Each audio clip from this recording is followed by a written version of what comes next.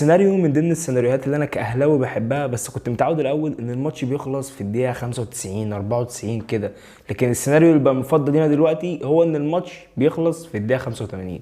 ها، واخد بالك انت من 85 دي؟ خلاص بقى، بعيد عن الهزار، خلينا نتكلم في مجريات الماتش. في الشوط الاول في السريع كده كان النادي الاهلي قادر ان هو يخلص الماتش في الشوط الاول في البدري كمان، لان احنا شفنا النادي الاهلي كان عامل ضغط متقدم على بيراميدز كان مرعب، وكان لفترات كبيره كنا شايفين النادي الاهلي اعلى فنيا من بيراميدز. في علامه استفهام كبيره في تشكيله النادي الاهلي انا لغايه دلوقتي عايز اتكلم عليها واعترض عليها، وهي في مركزين: مركز حراسه المرمى ومركز السنتر باك. في حراسه المرمى كنا شايفين ان الشناوي واقف، والشناوي اخطا خطا اللي جه منه الجون الثاني بتاع احمد سامي، خطأ ما يعملوش حارس ناشئ كده كفايه بصراحه. انا شايف ان هو ليه اخطاء كتير، وشايف ان الجدير دلوقتي ان يكون حامي عرين النادي الاهلي هو مصطفى شوبير. عن مركز السنتر باك فرامي ربيعه، انا من زمان قوي بتكلم في النقطه دي، مش عارف في حد شاف حاجه غير اللي انا شايفها، ان رامي ربيعه ما ينفعش يكون هو السنتر باك اساسي في النادي الاهلي.